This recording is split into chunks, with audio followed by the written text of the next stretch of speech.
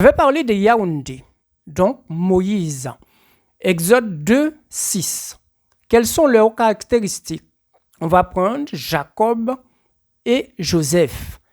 Genèse 46, 3 et 49, 25. Eux entendent très bien le véritable El parler, qui veut dire les Yaoundé, donc les Hébreux entendent très bien le véritable El parler. Quel est son nom? Exode 9, 3.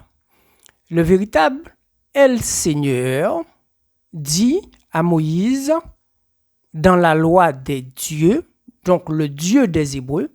Il faut comprendre que si vous êtes dans la loi des dieux, vous allez l'appeler Dieu des Hébreux. Si vous êtes dans la loi des pères, des mères ou des seigneurs, mais lui, son titre sera toujours le véritable El Seigneur.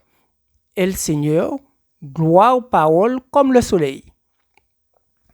C'est lui qu'on appelle le véritable Dieu des Hébreux, sauf qu'il s'appelle le véritable El Seigneur, El gloire au siècle des siècles. Qui est encore hébreu? Eh bien, on va prendre Lazare.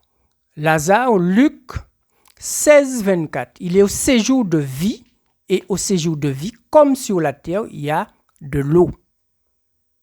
Qui est encore hébreu? Eh bien, on va prendre Ananas. Ananias, qui est en Acte 9, 17, a imposé la main à un autre hébreu qui est Essembe, traduit Paul. Paul est aussi hébreu, donc Yaoundé. Leur caractéristique, c'est quoi? Paul le dit en Timothée 6, 15, le roi des rois, le seigneur des seigneurs. Qui veut dire le véritable est le roi des rois, qui est en Genèse 18, ne meurt jamais. Il ne peut mourir parce que le véritable El Roi vit et vit au siècle des siècles, comme le véritable El Seigneur des seigneurs qui est vie au siècle des siècles.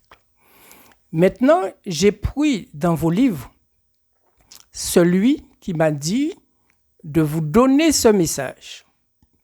Maintenant, je m'explique. Sur terre maintenant, vous avez une maison. Vous avez des enfants, il y a des maisons, des enfants qui vont partir très loin. Et eux vont critiquer la maison. Il y a d'autres qui partiront très loin et eux voudront retourner. Et il y en a ceux qui ne partent jamais. Le savoir est fait pour ceux qui sont partis et qui veulent retourner. Vous comprenez? Le savoir a été donné aux hommes et aux femmes par le véritable El Roi, El Vie, El Création, qui est en Exode 19, 9 ou en Genèse 18, pour qu'eux puissent retourner. Et quel que soit David ou Salomon, lorsque vous lisez, il faut savoir quel œil que vous lisez. Quel que soit avec l'œil droit ou l'œil gauche, vous devez vous positionner après au milieu pour comprendre par votre intelligence tactique la leçon qui est donnée, sans donner de leçon à certains, bien que j'en donne quelques-uns. Il faut que vous alliez vous former pour comprendre les Écritures, je vous ai dit. Je vous souhaite une bonne journée.